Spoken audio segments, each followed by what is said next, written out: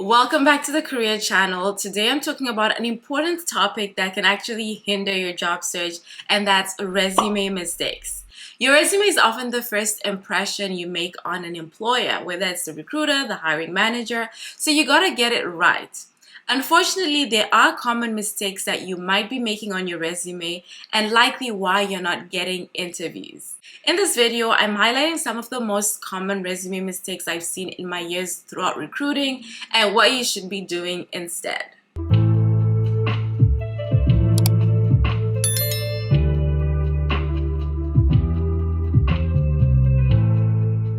If it's your first time here, thanks for stopping by. My name is Nicole Nyasha. I'm a certified professional recruiter in North America, and I share career-related content. One of the biggest resume mistakes is including irrelevant information.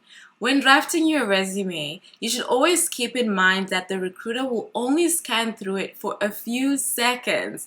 So you should really be tailoring your resume to the specific job that you're applying for. Including irrelevant experiences, skills, hobbies will clutter your resume and divert the attention of the recruiters from what you actually want them to see and what you need them to see. So focus on showcasing the qualifications that are directly related to that position that you're applying for. To avoid this mistake, I say you should always carefully review the job description, identify the key skills and requirements that they need or that they're asking for, then tailor your resume to meet these specific skills and qualifications that they need, then emphasize the relevant experience, skills, achievements that you have, but that are aligned to this job that you're applying for. And always keep in your mind that it's quality over quantity. You don't want the recruiter thinking that, okay, this is a lot of fluff, and then they just skip over your resume and move to the next one.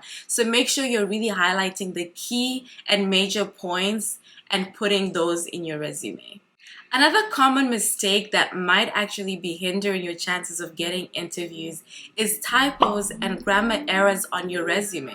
Your resume represents your professionalism and attention to detail, and depending on what type of person is reviewing your resume, sometimes they might actually penalize you for a spelling mistake or a grammatical error, especially if the job calls for it. There are jobs that, it's just like a given that you need to pay attention to details, and if they see a grammatical mistake, it comes off as you're a careless person, and if you don't care enough to make sure your resume is perfect, then how are you gonna do the job? So what I suggest doing here is always proofread your resume thoroughly before submitting it. Check for typos, check for, spelling mistakes, grammar errors. There's also different text-to-speech software nowadays that you can use to catch any awkward phrasing or missing words. You can also use online grammar and spelling check tools like Grammarly, or ask a friend or a family member to review it.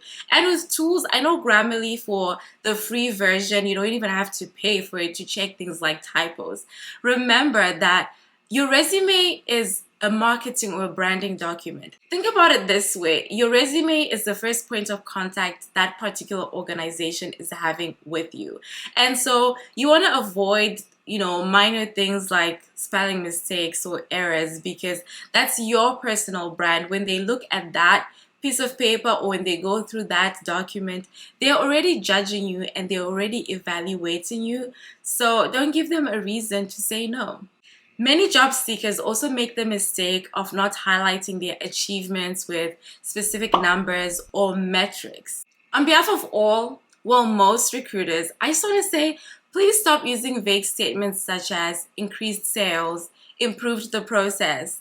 That's not really saying anything. Instead, quantify accomplishments with figures or percentages and demonstrate how you brought value from the previous roles. When describing your accomplishments, you always want to be specific and quantify whenever possible. For example, instead of saying you increased sales, say you increased sales by 25% within 6 months. This provides a clearer picture of your contributions and demonstrates your ability to achieve measurable results.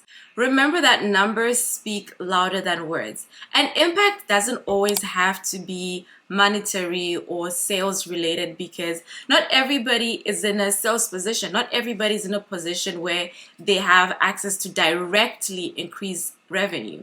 So it could be that you improve the process. So if you improve the process, maybe you improved customer satisfaction, you turned an upset customer into a happy customer, demonstrate that in your resume. We're living in the age of technology, AI, machine learning, and many resumes use tools to make their recruiting process more efficient, and this could include applicant tracking systems. Applicant tracking systems basically scan your resume for specific skills.